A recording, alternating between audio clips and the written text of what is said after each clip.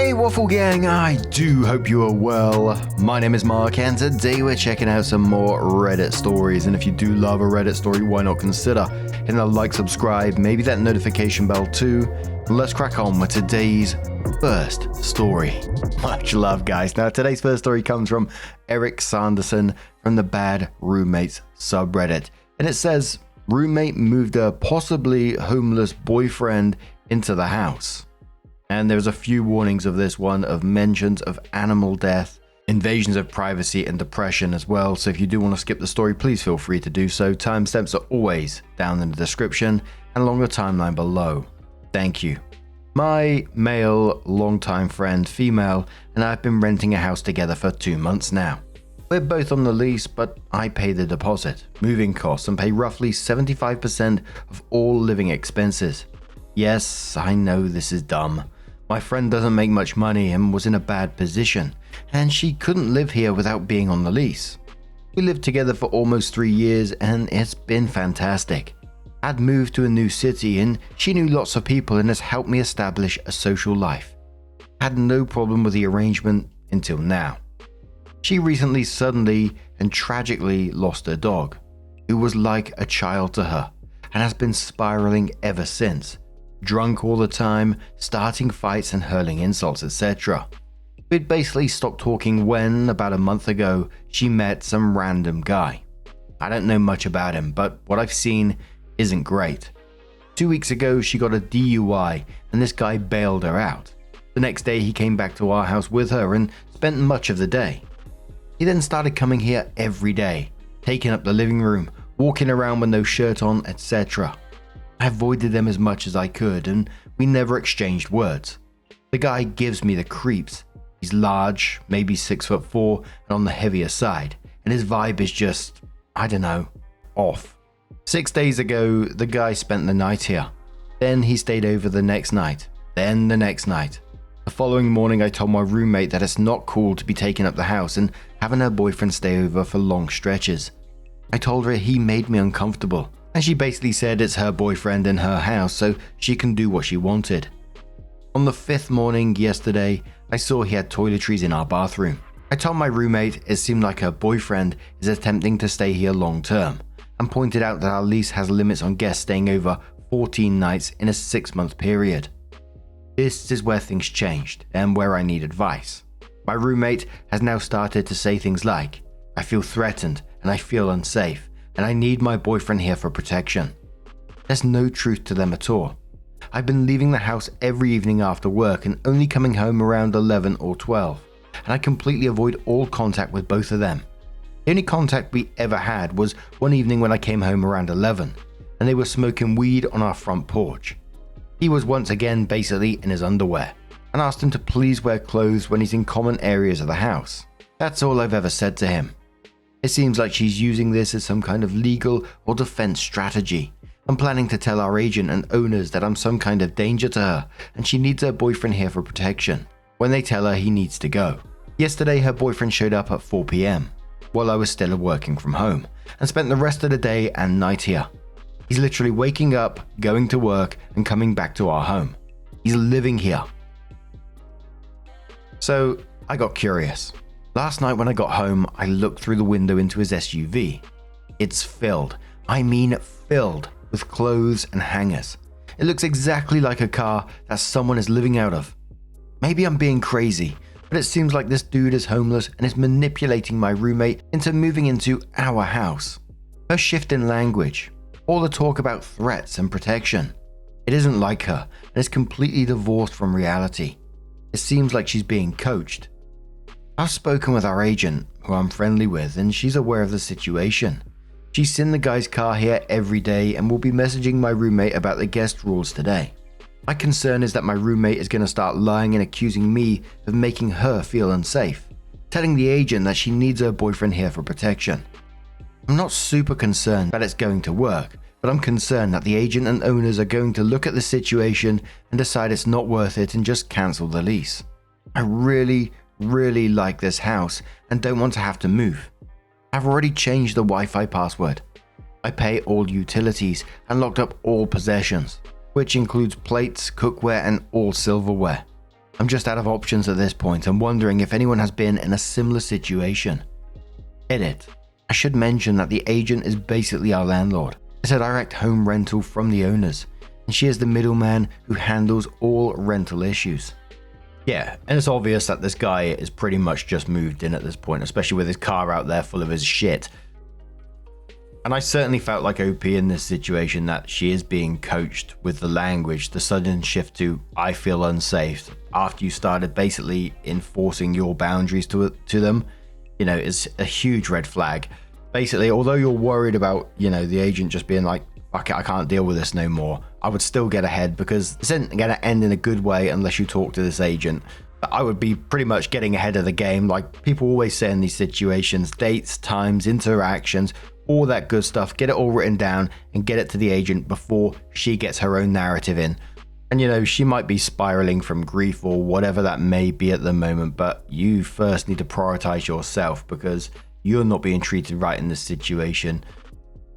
But a commenter says, "I'd immediately demand the rent split to go back to 50-50. Good point. At the very least, if he's going to stay there. You're literally subsidizing housing for two people. They can't make their half of the rent between the two of them." Opie says, "I did. I sent her an email when we first stopped talking explaining that she's going to be responsible for 50%.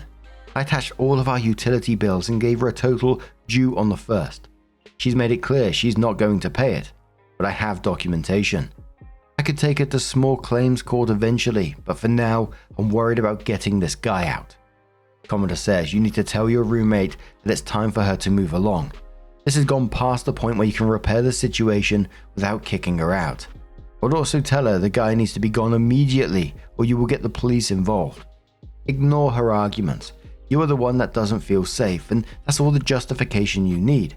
Let your landlord know that you would like to stay on and are looking for a new roommate. You are risking losing the place, but that's a risk if you don't do anything as well. Chances are, if you've been a good tenant, your landlord will work with you to get your roommate out and allow you to keep living there." Opie says, "I've told her to leave numerous times. She refuses. She says she's on the lease and this is her house. The landlord is going to have to force her out, and I'm going to have to break the lease, which I don't want to do. The guy is still technically not violating the law. She's inviting him here. Can't call the cops. Plus, police activity at the home will basically guarantee that I'm getting kicked out too." Another commenter says, "You need to tell the landlord now. Do not let this guy get tenant rights, because then all of you will go through eviction. Not to mention him being over can potentially mean you're violating the lease and get you evicted. Stop paying her fucking share. Get a backbone. Enough. You need to document everything. If you are in a one-party consent state, always have your phone to record." Opie says it's a two-party consent here, unfortunately.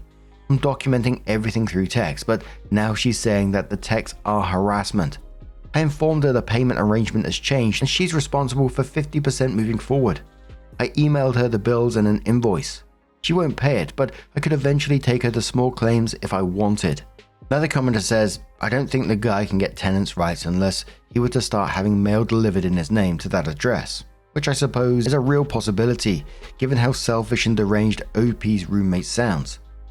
Opie says, "Even then, he's a long way from having rights. Tenant law in Florida is heavily weighted towards landlords." Someone says OP should break the lease and look for a new place. Opie says, "It's took me a long time to find this house, and I've only been in it for 2 months. I dropped $6K to move in and will lose a ton by breaking the lease. I don't have another $6K to move to a new house, so I'd be looking at voluntarily losing thousands of dollars just to move from a nice home into a shitty apartment. That's my last resort at this point." Someone says, "Can OP reach out to his roommate's family or friends regarding her well-being?" OP says, "I wish. She has no family and has alienated her other close friends already.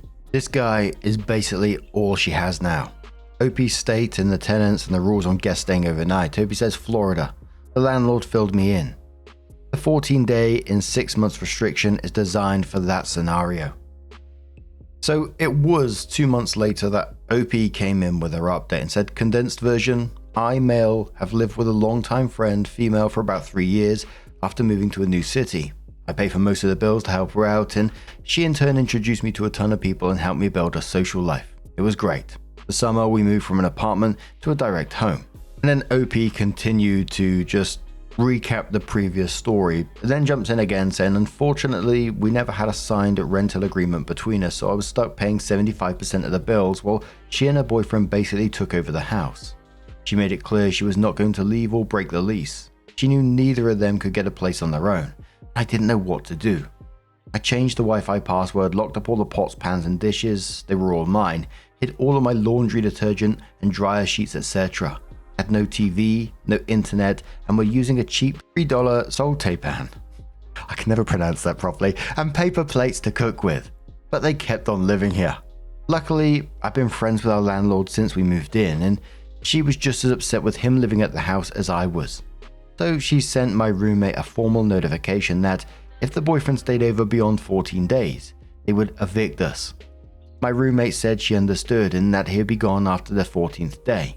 But sure enough, on day 15, he was right back at the house. We had a confrontation, which I filmed, and her boyfriend charged at me and tried to attack me. But my roommate held him back. I was actually kind of hoping he would hit me so I could get the cops involved, but he just stormed out and slammed our door. I spoke with a cop friend and she told me it unfortunately wasn't enough to seek a protection order. After that, he stopped staying over but continued to basically live at our house, arriving around 3 p.m. and leaving at 11 or 12. I was miserable and basically just accepted the fact that this would be my life until the lease ended next summer. But 2 weeks ago, I finally caught a break. She fucked up and had her boyfriend stay over again. I documented it and sent proof to the landlord, and she texted me back saying, "Woohoo, you are free." An hour later, she sent both of us a notice of eviction, instructing us that we both had to be out by the end of October. My roommate and I happened to be at the same sports bar, a huge multi-story place with dozens of mutual friends, when the notice came in. And she came upstairs screaming at me, cursing me off and telling everyone that I had gotten us evicted because I went whining to the landlord. She and her boyfriend left and went to the landlord's house, freaking out and saying that she's going to be homeless and won't be able to rent a place with an eviction on her record. She actually tried to convince the landlord to just evict me and let her boyfriend move in instead, saying that I was the one causing all the problems. The landlord said no dice, but told her she could avoid the eviction if she agreed to break the lease, move out at the end of the month, and didn't have her boyfriend over at all in the meantime. If he showed up, the landlord said she would immediately send a 7-day eviction notice and would be out within a week. After that, my roommate and her boyfriend basically disappeared. I think at first she might have thought that if they stayed away for a bit, things might cool down and he could start coming to the house again. But at some point, something must have changed. Either they realized there was no path forward or someone else to stay with. I don't really know. But a week ago, they came to the house and started packing up some of her stuff from the garage. And yesterday, my landlord said my roommate had agreed to break the lease at the end of the month. I just signed a new lease today and will officially have my home back on November 1st. Not sure what the lesson is. Definitely be cool with your landlord and always sign a separate rental agreement with roommates before you enter into a lease together. Commenter said to OP, "This was a long-time friend or just 3 years. It's really sad that the friendship just went to shit. Did you ever have like a heart-to-heart before things got as bad as they did to see why the sudden changes in how she was treating you? I know it sucks losing a pet, but throwing away a long-term friendship over it is odd." Opie says we've been friends for many years. We had one period after moving in where we had a heart-to-heart and she agreed to start being more respectful. It lasted for 2 days. It may have started with her dog, but it became all about the boyfriend. It's one of those high school codependent us against the world kind of relationships. She lost her license, so she spends literally every 3 minutes of every single day with him. She's now extremely self-centered, mean, disrespectful, and completely lost to the world. It's really sad, but she's not the girl I knew anymore. Commenter says drugs. She's on drugs. Opie says just weed and booze, but they're the kind of people who give weed a bad name. Full-on space cadets. Opie on his friend and her boyfriend's behaviors and ages. Opie says not really, it's just me saying we're going to get evicted and he needs to leave over and over again when they act like teenagers. They're in their mid-30s. No joke, it just seemed like he was trying to establish residency here. When he met my landlord for the first time, he actually hugged her and put on the most obvious fake charm act imaginable. She called me afterwards and was like, "Does he think I'm stupid? He really thought I'd buy that. He's so weird." Both of them thought they could hug their way into taking over the lease. Commodore says, "Glad they're getting out. Now have your landlord change the locks the minute the end of the month happens. Your ex-friend did you wrong in so many ways. Sorry, I know how it feels." Opie says, "Thanks for saying that, honestly. I know I'm making light of it, but the past 2 months have been hell." I'm super glad that Opie did get that resolved in the end, but bloody hell.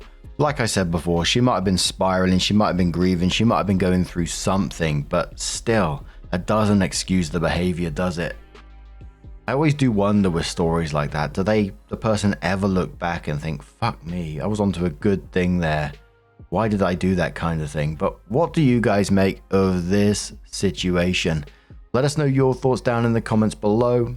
And I just spotted this other little story whilst, we're on the bad roommates kind of thing. It was a commenter who actually left their own story. It was Cosplay Wrestler, and they said, "When I was 21, I got a bottle of Macallan 18-year Sherry Oak Scotch whiskey. He came from a very well-off family, from my best friend of almost 15 years who was battling cancer. My friend and I made a pact when we were teens that whenever either of us got married, we'd be each other's best man. My friend had gotten married to a wonderful guy that he had met in college, and the two were my closest friends that helped me get through a lot of bad things in my life. When he gave me that bottle, he gave it to me not as a birthday present, but as a promise to be around to be my best man when I got married, like I was when he got married to his husband. Sadly, the cancer has spread and got out of control, and he passed away a few months after my birthday. After he passed, I planned to never open the bottle. I tried to give the bottle to his husband, but he refused to take it and told me that my friend meant the bottle to be for me, not him. I kept the bottle tucked away in a steamer trunk in my closet. I tell you that to tell you this. One day, I came home to find my drunken roommate passed out in his recliner, the bottle of Macallan next to him on the table, completely empty. I thought that maybe he bought himself a bottle, but with a gut feeling, I checked my room. The trunk in my closet was wide open, the box the bottle came in was open, and the bottle missing, as was the envelope of cash hidden inside the trunk. About $2,500 that I'd saved up over a year from working a side bartender job on the weekends. I woke my roommate up and asked him if he took the bottle out of my trunk, and he said, "No, I got this from the gas station." He sat there staring at me, expecting me to believe him. I was furious. I told him that I was moving out. He didn't understand why. I confronted him about the missing money and the bottle of scotch he clearly stole. He said, "Bro, relax. It's not like you can't buy another bottle. You clearly have the money for it." I left the apartment, went to the rental office, and informed them of the situation. They helped me get off of the lease, and even helped me find my own townhouse in one of the other property neighborhoods they had. I returned to the apartment, packed up my belongings, and moved out the next day while he was at work. That is absolute madness, isn't it? This guy was snooping around your stuff, stole money, stole this clearly expensive. And it's not even really about the expense, is it? It's something that was super sentimental to you and just had the audacity to stare at you and tell you to fucking relax. And look, I don't consider myself a violent person. But after all that, just picturing this guy's face, and I don't even know what he looks like, but picturing this guy sat in a chair, staring deadpan at you, saying, "Bro, relax," after he just did that shit, I think I would really struggle. Not that it's the right thing to do. You're only going to get yourself in trouble by doing anything. But I really hope that Opie was able to sue him or do something to punish that guy for what he did. And this next one, which was also a comment about roommates, and I just saw a little TLDR on it, and I'll give you a trigger warning of mentions of rape within it. I'm not sure if it actually happens in the story or it's just in the TLDR, but it's from Ad1, who says, "I was a barely 23-year-old woman who just moved into the area for a new job. My friend recommended I stay with this guy she knew since he had a cheap room in his apartment available. Initially he seems nice enough, but I noticed the lock on my door is broken, like someone ripped it out. I say, "Hey, so is this going to get fixed?" He assures me it will and explains a crazy ex-roommate did that. Throughout the day, as I'm unpacking, he repeatedly barges in without knocking to ask me something stupid. After the third or fourth time, I say, "Hey, would you mind knocking before you walk in?" He apologizes and says he's just not used to living with women. I'm thinking, you just waltzed in on your male roommates unannounced. Also, wasn't the last crazy roommate a woman? He asked me out the next morning, and of course I politely declined, saying that I don't want our living situation to get complicated. I'm now officially weirded out, but I have nowhere else to go. At night around 2 a.m, I wake up to him in my room telling me he made me a sandwich. I tell him thanks, but no thanks, I'm sleeping. Okay, this is getting kinda scary, but the worst had yet to come. A few nights later, I wake up to him crawling into my bed. I sit up, terrified, and ask him what he wants. He begins stroking my hand and talking about how attracted he is to me. Purely out of fear, I'm polite with him. Nevertheless, I refuse his advances and he leaves. I do not return home for several nights. Repairing the lock is no longer security enough for me. It's obvious through the escalation of his behavior that he's building up to something. But I hadn't been paid yet, and hotels in the area were running over $100 a night. I tried sleeping in my car, but it was winter and way too cold out. I had no friends there. I'd just moved up, so I reluctantly go back, pepper spray in hand. When I get there, I see he's having a party. I go straight to bed to avoid them, like 9 p.m. I consequently wake up extremely early at 4 a.m. He's still awake and sitting on the couch. His guests have left. I awkwardly nod hello. He says good morning. I get dressed intending to go to the gym. As I'm walking past him, he stops and says, "Can you do me a favor?" I turn to look, and for a split second, all I see is his hand moving. It was muted, but now that I'm facing him, I can see what he's watching on the living room TV. Porn. Holy fucking shit. He's masturbating right in front of me. I curse at him and slam the door on my way out. That was my last night there. Thankfully, my paycheck hit, and it was enough to get me on my feet. The next day, I found out why I never saw him at work, despite him claiming to be an employee there. He was fired for sexual harassment. Shortly after that, I purchased a cheap converted van, almost like a B-class trailer home, and traveled the country solo. Ironically, living in a van down by the river proved safer than the rolling the dice on roommates. All's well that ends well, I guess. Gee bloody whiz, that is absolutely bloody terrifying. And what I always find particularly scary about stories like that, I'm super glad that OP got out of that situation and was safe as they could be whilst doing so. But the terrifying thing for me is that guy's still out there.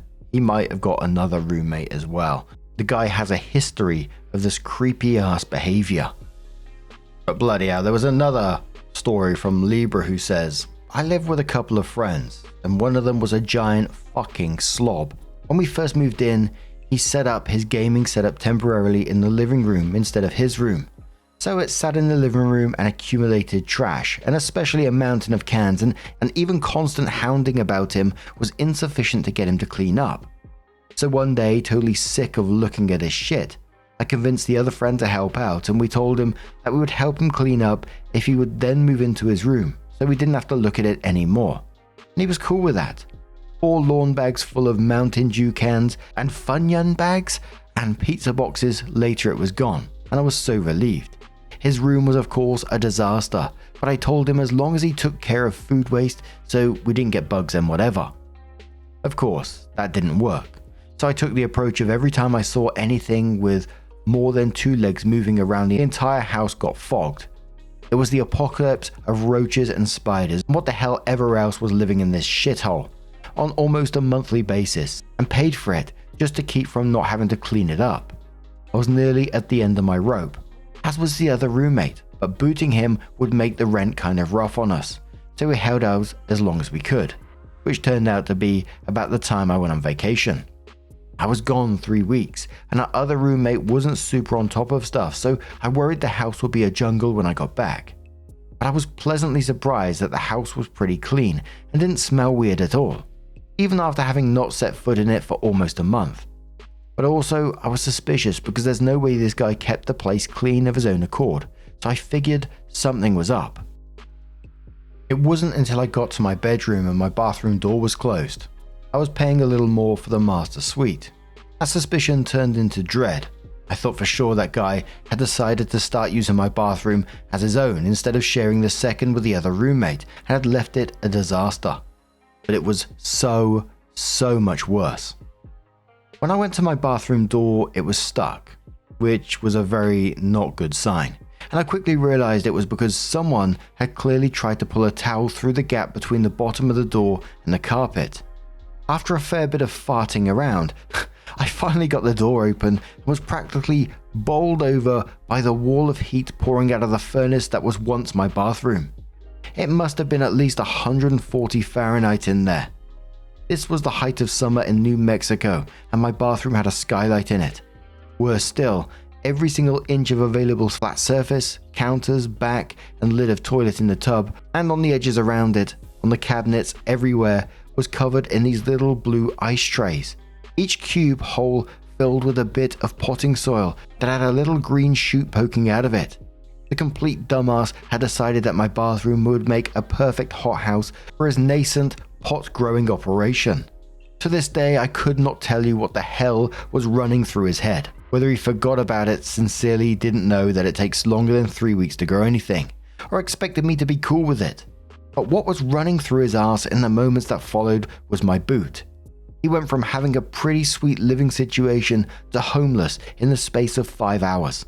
And it's only that long because I insisted that he carry every bit of trash in his room out before I would let him touch his stuff. That is so wild. I think like OP, like what was going through his head at that moment, taking over OP's bathroom? Like, is he just like mentally unwell, or as always, no excuse, or just didn't give a shit and think he would get away with it? It's just such wild thinking. And that's what I mean, I'm not enjoying people's, stress that they're going through, but the stories themselves, these comment type stories, is what I really enjoy, because you get a little taster of just the absolute wild shit that goes on day to day. But now I'm going to turn this one to you guys. Have you ever had a roommate situation? Did any drama happen during it? How did you find it? Let us know your thoughts down in the comments below. Now, just a huge thank you for being here today, getting involved in the stories, your love, your support, your time. It always means the absolute world to me. So thank you so much for being here, and hopefully I'll see you in the next one. Take care and much love.